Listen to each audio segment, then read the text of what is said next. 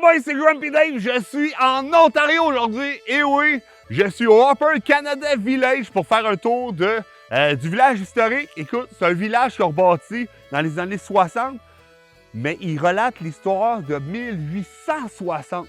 Écoute, une quarantaine de bâtiments. Je ne ferai pas tout en vlog parce qu'à un moment donné, je ne veux pas que ça dure 1h30. Mais écoute, je t'emmène avec moi. On va voir plein de choses. C'est super féerique. Les gens sont habillés d'époque. Il y a des chevaux partout. Il y a plein d'équipements, notamment des belles calèches. Je ne sais pas si on les voit, là, mais il y a des calèches à l'arrière de moi. C'est vraiment, vraiment très cool. Fait qu'on fait le tour ensemble. Je t'explique un peu ce qui se passe. Puis j'espère que tu vas apprécier. Let's go!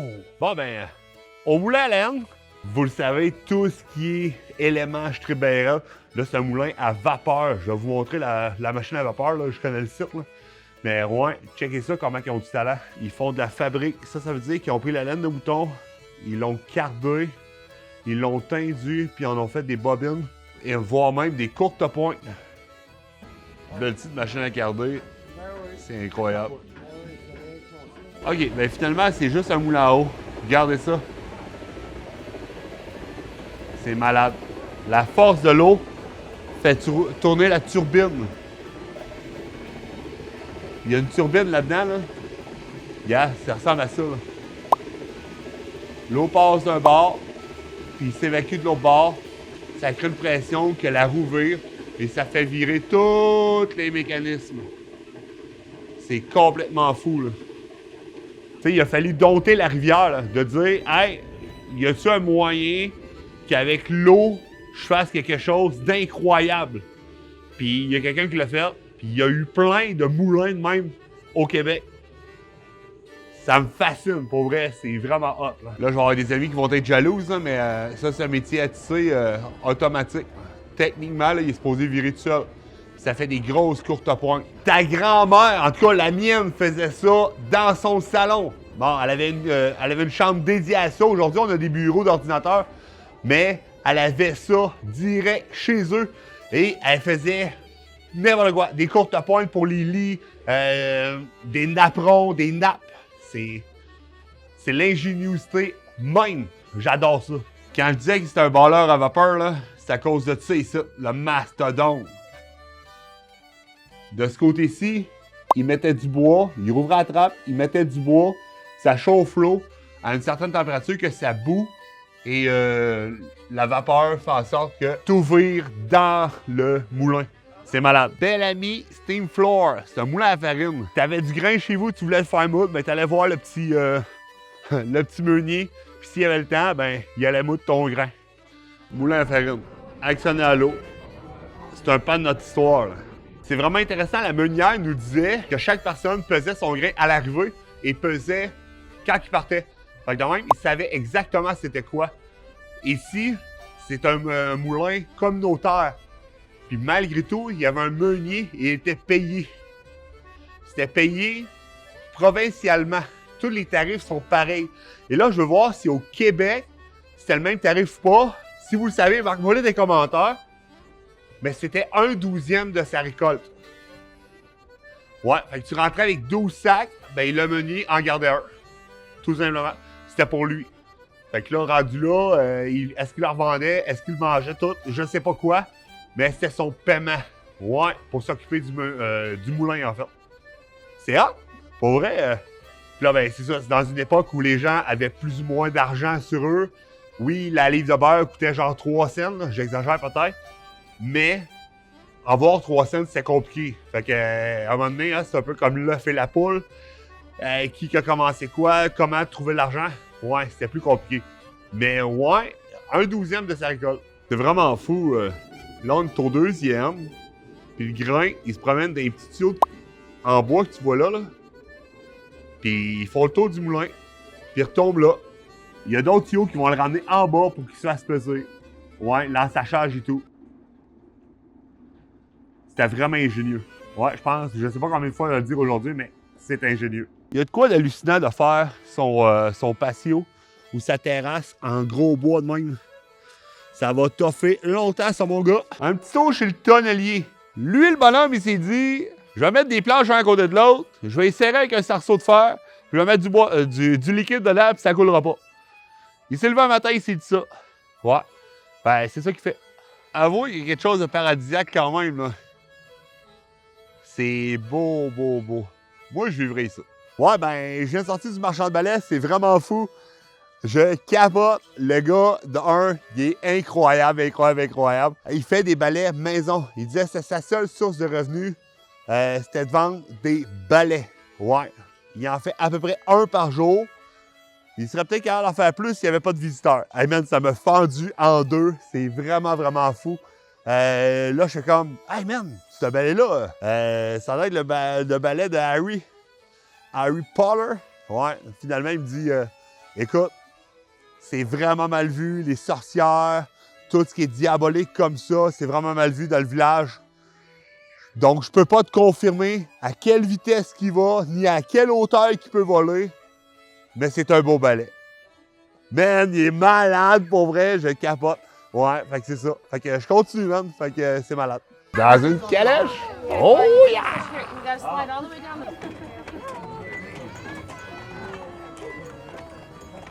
On est en Ontario, puis on a le même principe. Ils pouvaient coucher les quêteux, les robineux, les gens qui passaient, hein, les revenants. Ceux qui venaient travailler une journée ou deux, ou une semaine, ou un été, ils pouvaient coucher là. Puis ils couchaient aussi comme dans la cuisine. Fait que t'avais un œil tout le temps dessus.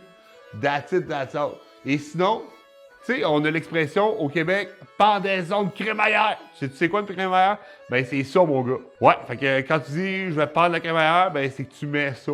C'était une maison louée à des immigrants. Fait qu'ils arrivaient de la grande ville, puis ils pouvaient louer ça, that's it, that's all. Puis ouais, moi ce qui m'intéressait, c'est aussi le bed, le lit. En fait, c'est un lit de paille qu'ils ont mis en deux couvertes. Si tu étais moindrement riche, tu pouvais avoir un lit de plumes qui coûtait beaucoup plus cher. Ça a l'air que dans la maison jaune, on va en voir justement. Et le lit en dessous, ben c'est fait en corde. Fait que c'est comme tressé, il y a un cordage en dessous pour être capable de déposer le lit. Fait que ton matelas, il est aéré, encore comme aujourd'hui. Tu peux mettre ton matelas directement sur les planches, mais il conseille de le faire aérer avec un box spring qui, lui, est vide. Fait qu'on n'a pas rien en vent roue, ça date de ça. Végétarien s'abstenir, ouais. Chaque maison en 1860 avait une petite ferme de même. Et ça pouvait être des porcs, des poules, des bœufs, peu importe. Ils faisaient boucherie à l'automne, donc dans Port-Benvelon, pour avoir de la viande tout l'hiver. Il n'y avait pas de supermarché, là. Fait que c'est hot. À l'époque, les clôtures étaient faites comme ça. That's it, that's all. Ça tenait, c'était contre le vent, ça pouvait pas tomber, ni par la neige, ni par les enfants. C'est incroyable. Bon, ça prenait vraiment de la place, hein, au lieu d'une clôture droite. Mais ça pouvait durer 100 ans. Vraiment pas né dans la bonne époque. Moi, j'aurais ça chez nous, puis je triperais bien raide. Ça me permettrait d'avoir mon chapeau de cowboy toujours sur la tête. Ça, c'est hot. Dans ce temps-là, ils travaillaient dur. Les journées étaient longues, mais pour vrai, il y avait des sales beaux jardins, pour vrai. C'est sûr qu'il y avait des familles de 10, 12, 15, 25 enfants. Hein? Ben, clairement, t'as un ou deux personnes qui peuvent s'occuper du jardin pendant que toi, tu traies vaches. Mais bon, ouais, j'ai clairement pas ça à la maison. Faudrait me trouver des enfants. Y a-tu une école proche? C'est vraiment fou. Ouais, c'est hot. Hey, je trippe bien raide sur ma journée. Savez-vous à quoi ça sert, ça? Hein? Ben oui, c'est une génératrice. Une génératrice sous forme de tapis roulant. Aujourd'hui, ton tapis roulant, ça te permet de perdre du poids parce que tu peux marcher dessus. Ben à l'époque, tu faisais monter le cheval là-dedans, puis à force de le faire marcher, ben, le tapis finissait par virer et tu pouvais actionner quelque chose. Fait qu'ici, tu pouvais mettre une strap, hein, tout simplement, qui relie n'importe quelle machine et ça te faisait comme une génératrice. Bon, tu as besoin d'un cheval, un peu de blé, un peu de foin, mais ouais, c'est une génératrice. That's it, that's all. Je viens de me rendre compte que, ouais, ces années-là, je triperais bien raide d'habiter ici ou faire un voyage dans le temps puis vivre ici. Le problème, là, je viens de me rendre compte qu'ils travaillent, là, puis il n'y a pas de musique, là. Hein, la musique, il va en avoir dans les ballrooms ou whatever what, là, mais dans son day-to-day, là, pas de musique, là. Merde, comment je vais faire, moi? Non, ça ne marcherait pas partout. Ah, les beaux bébés! Ouais, salut! Allô? Ah. Qu'est-ce que c'est pas doux, un cochon? Il est donc bien doux. Oh. T'es pas bien vieux, toi? Hein? T'es pas bien vieux. Ils sont venus nous voir direct. Ils sont habitués au monde. C'est vraiment cool. Ah, mon bébé. J'ai trouvé la mère. That's it. That's it. Hey, elle se régale à plein de choses. Salut, mon bébé. On voit mal, là, mais des belles petites poules. Je sais pas si c'est ce qu'elles sortent. J'ai l'impression que c'est un Plymouth Rock avec des poules grosses, tout simplement. Saviez-vous qu'il y a plusieurs sortes de poules? Hein? Ben oui, il y en a qui vont être plus axées sur la ponte. Comme aujourd'hui, on veut de la production, donc il faut que ça vire, il faut qu'elle ponde. Ouais, c'est quasiment un œuf par jour tout le temps. Anciennement, genre en 1860, ben, les poules, ben, on les abattait aussi. On avait un coq et l'œuf devenait poussin et devenait coq. Et tu faisais le tri dans tes affaires et tu tuais les plus vieilles, puis tu les mangeais. Fais peut-être pas ça avec une poule du marché qui pond un œuf par jour parce que tu vas trouver que c'est pas bien gras. Les poules, notamment la Chanteclair, a du gras dessus et tu veux manger ça. Ça va être un milieu entre un poulet bien sec et une grosse dinde. Ça va être vraiment bon. Et ça, tu vas capoter. Un fumoir de la ferme, that's it, that's all. Ça, là, tu peux prendre plusieurs carcasses puis les pendre dedans. C'est fou, fou, fou. C'est une façon de conserver à long terme la nourriture. Ça, c'est un fumoir à chaud, définitif. Il n'y a pas de fumoir à froid à cette époque-là. Du moins, c'est plus ou moins efficace. Donc, ils vont vouloir fumer à chaud puis conserver la viande tout l'hiver. Je sais pas s'il y avait des pots maçons à l'époque, en 1860. Je sais pas de quelle date que ça vire, mais canner à chaud toutes ces conserves, ce poêle-là ne doit pas prendre 5 minutes. Je te dis, là, c'est quelque chose. Ça, c'est une pièce historique. Ouais. Quand tu te promènes en cheval, là, ben ça se peut qu'il fasse caca dans la rue. Puis s'il fait caca dans la rue, ben ça se peut que quand tu marches dedans, ben tu vas le nettoyer tes souliers. Puis ça sert à ça. Avoue qu'avoir des vaches dans un verger, il y a de quoi de beau pareil, là. Salut! Elle veut manger des pommes à volonté. Une vache, si ça fait courir, ça donne du lait fouetté, de la crème fouettée. Tu lui donnes du chocolat, ça donne du lait au chocolat. Est-ce qu'une vache, tu lui donnes des pommes, est-ce que ça va faire du lait aux pommes? Ouais, ça prenait 60 heures faire une robe. Damn! Là, tu dis, ouais, 60 heures, mettons, tu travailles 40 heures, une semaine et demie, tu te fais une robe. Ouais. Mais il en faisait à peu près une par mois max. Parce que là, le problème, c'est que c'est pas tout le monde qui sont capables de s'acheter une robe dans le coin. Ouais. Puis, autre fun fact, c'est que les robes sont adaptatives. Ouais. Le corps de la femme change, avec raison, puis c'est correct. Mais la robe aussi va être évoluée. Tu peux l'agrandir, changer les matériaux dessus, et ça va tout le temps te faire. Fait que ton achat, c'est pour ta vie.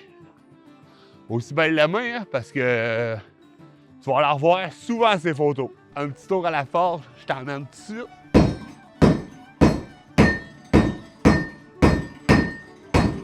Magasin général et la poste en même temps. C'était 5 sous envoyés au Canada une enveloppe, 7 sous aux États-Unis, puis 12 sous en Europe. Ça prenait comme 3 mois en bateau, faire bord en bord, mais ouais, 12 sous. C'est fou pareil. Qu'est-ce que c'est, fun fact? Ouais, il n'y avait pas d'argent. Puis là, ben, tu pouvais faire marquer dans ton compte, sur ton ardoise, ce que tu as acheté ou ce que t'as pas, ce que tu voulais en fait. Mais, tu sais, le tenancier du magasin général, il a besoin d'argent, lui, pour payer ses fournisseurs. Fait que là, ce qu'il faisait, c'est que, ben écoute, champ, je peux te marquer au prix là, mais si tu achètes cash, je te donne 33 % de discount. Man, c'est gros, là. C'est un tiers du prix enlevé si tu payes cash maintenant. Ouais, fait que la dame, elle nous expliquait que bien souvent, le monde, elle préférait acheter cash, mais il n'y avait pas d'argent. Fait que ça allait au printemps quand ils vendaient les récoltes et compagnie. Parce qu'avant ça, il n'y a pas de roulement, fait que ils n'ont pas d'argent. C'est triste, mais il y a quelque chose de beau là-dedans. C'est, ouais, une autre époque. Marcher sur des trottoirs de bois. Moi, là, c'est fou, j'aime ça, j'aime ça, j'aime ça. Maison du cordonnier. La cordonnerie La dame expliquait que quand tu es loin des grands centres comme Toronto ou Montréal, tu as moins accès à des souliers. Ouais. Fait que quand la température le permet, bien, les enfants, notamment, ils vont à l'école nu-pieds. Ouais, on verra plus ça aujourd'hui, mais c'est vraiment intéressant. C'est la fin de mon aventure au Upper Canada Village. J'espère que tu as aimé, que tu as autant trippé que moi. Marque-moi dans les commentaires si tu aimerais ça que je fasse d'autres choses comme ça. J'essaie d'améliorer mes vlogs une fois de temps en temps, hein, d'être de meilleur en meilleur. Fait que marque-moi si tu aimais ça. Et sinon, passe une belle semaine et n'oublie pas la chose la plus importante, tu es incroyable!